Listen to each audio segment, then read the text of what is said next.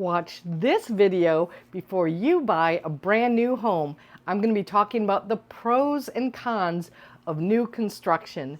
My name is Amy Brown. I'm a realtor in the Orlando area. If you're thinking of buying or selling a home in the Orlando area, please don't hesitate to reach out to me. I would love to assist you. Now let's dive right into today's topic. I'm going to start with the pros of buying a brand new home. You have modern design and energy efficiency. New homes have the contemporary feel, they have great layouts, they have open floor plans, particularly the kitchen and the living area are often open concept. You have high ceilings. All of your appliances will generally be Energy Star appliances, all of your systems, so you can really have some potential savings given all of that energy efficiency in your home. So I had a home a few years ago that was built in 1930 and I absolutely loved that home, but it was not at all energy efficient. It had, when we moved in, a furnace that at one point had been powered by coal that we had to replace. The windows were old, and when we opened up walls to do some renovation, there was zero insulation in the exterior walls. So that's just something fun. And with new construction, your utility bills will be better when you compare to existing homes. Next up, the customization opportunities that you get with new construction. You might, depending on when the house is, when you're purchasing it, in the process of being built, you might be able to pick out the fixtures, the finishes, other design elements, and really have a personal living space. Now, if you're buying a quick move-in home, which are really, really popular right now in Central Florida, and the builders are giving some amazing options, you will not have the opportunity for customization. And there are some builders that really offer no customization, like pretty much D.R. Horton. They have, for a particular lot, they have the color scheme all worked out. Having said that, the builders hire very talented interior designers that pick out color schemes for new construction homes, and I haven't seen an ugly one. They are all beautiful in my opinion, and the people that do that work know what they're doing. Also, lower maintenance costs with a new construction home. These homes require less immediate maintenance, and they come with builder warranties, many for 10 years on structural components, lesser for the major systems. But when you buy an existing home, of course, unless you purchase a home warranty, and those are questionable, of course, there is no warranty. And the general rule of thumb is when you move into a new construction home, you have about 8 years where you don't have to do anything. Of course, you'll want to make the home yours and put in some personal touches, but you don't have to do anything to the HVAC system, to the hot water heater, to the roof, to the windows, to the flooring. So that is 8 years of low maintenance living. So that is a definite, not only, does that help your pocketbook, but it's just a lower stress living. Next up, smart home features. Many of new construction homes, they have the latest technology. They have smart thermostats, they have security system, they have high-speed internet wiring. I personally have Amazon Echo Dots all over my home. I'm obsessed with them. I have lamps plugged into them everywhere so I can turn them on wherever I'm at. I can use my phone to turn them on. I can use voice commands to turn them on. So I am a huge fan of smart home features. You can also get a garage door opener that interacts with your phone and knows when you're pulling up in your driveway. That's another fun one. And here's probably the best pro for buying new construction: builder incentives. Right now, with today's really high interest rates, builders are offering closing cost assistance, and they're offering many times rate buy downs. For example, they might buy your rate down to 5.5%. Now, that is not the case if you are building a home from a dirt lot. They're not going to agree to 5.5 financing, for example, if it's going to be months out, because they don't know obviously what's going to happen with the markets.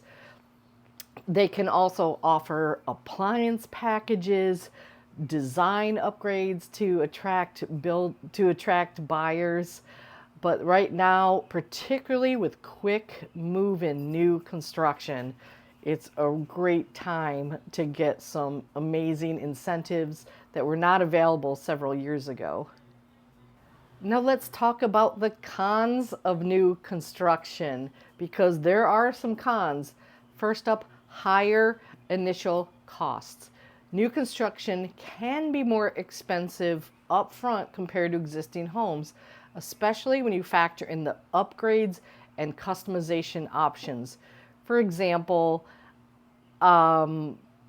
flooring. Flooring's a big one because a lot of buyers say, I want tile in every room up front. I don't want to deal with it later once I have my furniture moved in.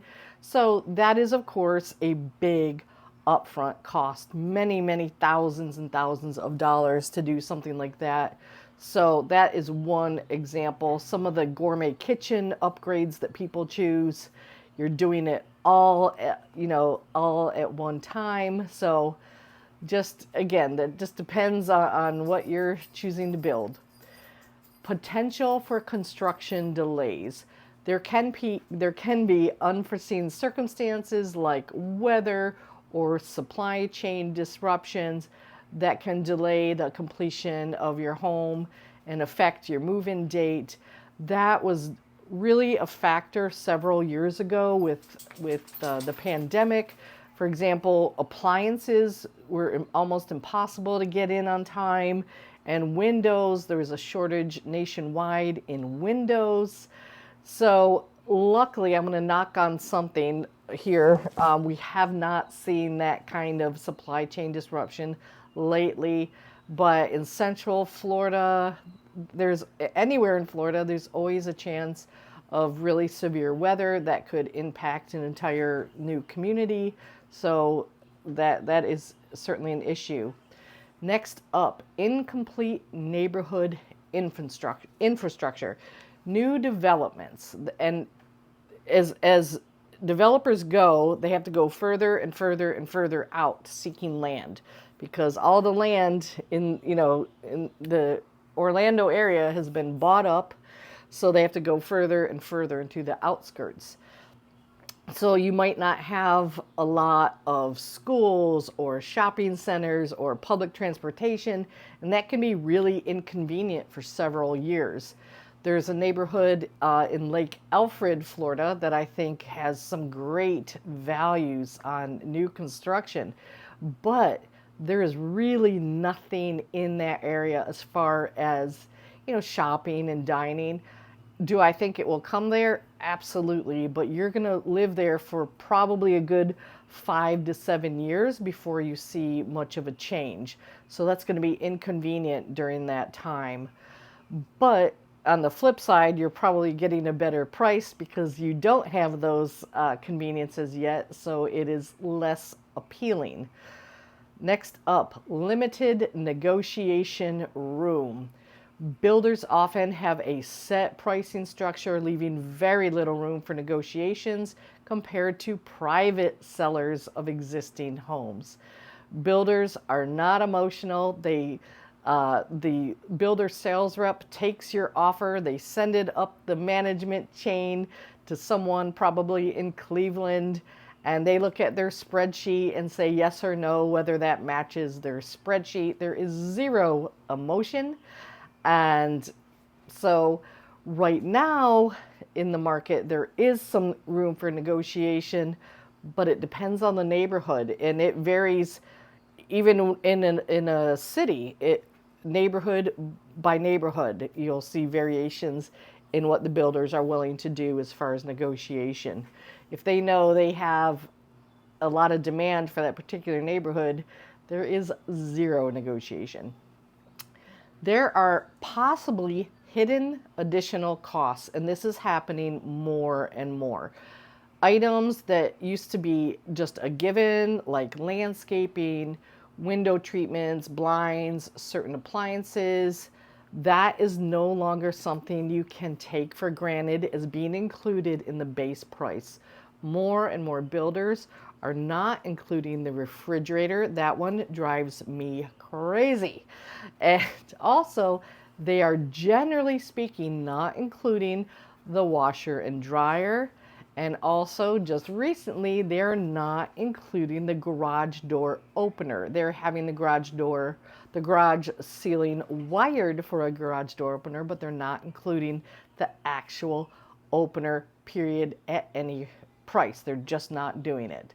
So these can be unexpected expenses that you need to know about, because blinds on a new house, depending on the amount of windows that you have, can be very expensive.